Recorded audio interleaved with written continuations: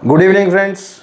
Today we are going to talk about what is the process of custom clearance of pharmaceuticals and medicines and how they are brought into India from other countries.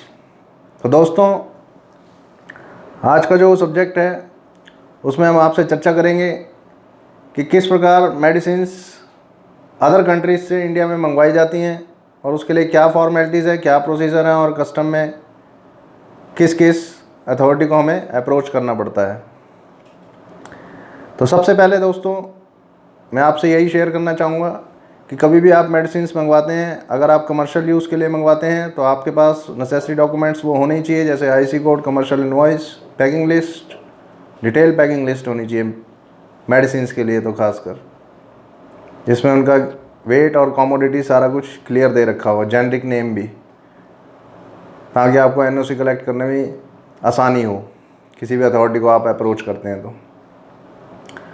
और country of origin certificate चाहिए होगा, supplier name चाहिए होगा, और इसमें आपके पास एक होना चाहिए लाइसेंस 10, जो एक परमिशन है, सरकारी परमिशन है, क्योंकि जिसके पास लाइसेंस 10 होता है वही मेडिसिन इंपोर्ट्स कर सकता है फॉर कमर्शियल पर्पस के लिए। अगर आप पर्सनल यूज़ के लिए मंगवा रहे हैं तो आपको लाइसेंस 10 की आवश्यकता नहीं है उसमें। हाँ, यदि आप उसको बेचने के लिए मंगा रहे हैं, कमर्शियल यूज़ के लिए मंगवा रहे हैं, तो फिर आपको लाइसेंस 10 भी चाहिए होगा। और जितनी भी मेडिसिन्स और फार्मास्यूटिकल्स होती हैं ये चैप्टर नंबर 30 में क्लासीफाई होती हैं। Chapter number 30 of customs tariff head, जो इंडियन कस्टम टैरिफ है, उसके चैप्टर नंबर 30 में सारी क्लासीफाई होती हैं। चाहे वो कैसे भी किसी भी तरीके की मेडिसिन्स हों या फार्मास्यूटिकल्स हों, मोस्टली इसी चैप्टर में क्लासीफाई होती हैं वो। अब इसमें आपको क्या चाहिए होगा, जब आपके गुड्स अराइव हो जाएंगे, एग्जामिन हो जाएंगे, तो आपके सैंपल ये जाएंगे एडीसी को, असिस्टेंट ड्रग कंट्रोलर को। असिस्टेंट ड्रग कंट्रोलर उसको लैब में भेजेंगे, वहाँ से लैब से रिपोर्ट आएगी कि हाँ मेडिसिन ओके हैं। फिर वो ओके की रिपोर्ट आ जाएगी, that is called NOC of ADC. Assistant drug controller के ऑफिस से आपको एनओसी दे दी जाएगी। ये असिस्टेंट ड्रग कंट्रोलर का जो ऑफिस है वो आईजीआई एयरपोर्ट पे है, दैट इज़ कॉल्ड एडीसी। फिर आपके गुड्स जो हैं वो रिलीज़ कर दिए जाएंगे वहाँ से। और इसमें एक और महत्वपूर्ण चीज़ ये है कि इसमें लिस्ट नंबर 1 और लिस्ट नंबर 2 है, जिसमें कि 200 to 250 मेडिसिन्स के बारे में बताया गया है कि इसमें उनकी लिस्ट दे रखी है कि यदि हम वो मेडिसिन्स मंगवाते हैं तो हमें DGHS को फॉलो करना पड़ेगा। वो DGHS क्या है? Directorate general of health services. तो उसकी सारी फॉर्मेलिटीज़, उसके सारे पैरामीटर्स पर अगर हम खरे उतरते हैं तो ही हम उन मेडिसिन्स को मंगवा सकते हैं। DGHS, directorate general of health services, ये मिनिस्ट्री ऑफ हेल्थ के अंडर आता है। तो ये दो ही चीज़ें आपको महत्वपूर्ण इसमें चाहिए। एक तो DGHS की जो पैरामीटर्स हैं उनको फॉलो करना है, एक लाइसेंस नंबर 10 आपके पास होना चाहिए, और तीसरा आपको ADC की NOC, असिस्टेंट ड्रग कंट्रोलर की NOC। तो ये 3 चीज़ें आपको इसमें फॉलो करनी है। और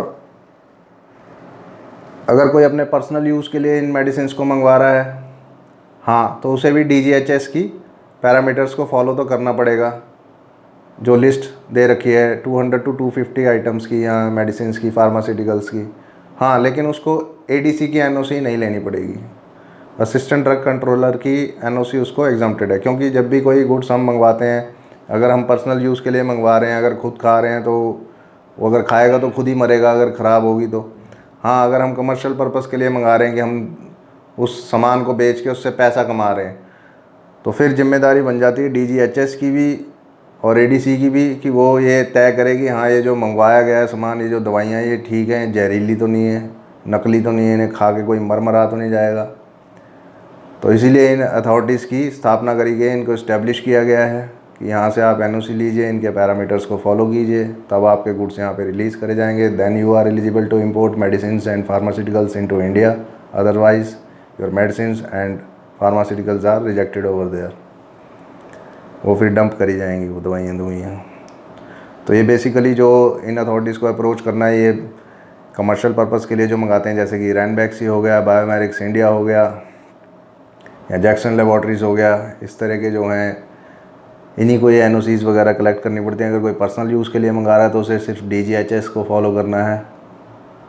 DGHS की साइट पर जाकर आप देख सकते हैं। अगर मैं उसके बारे में बताने बैठूंगा तो आपको सुबह हो जाएगी, अगली सुबह हो जाएगी, इतने लंबे पैरामीटर्स हैं उसके।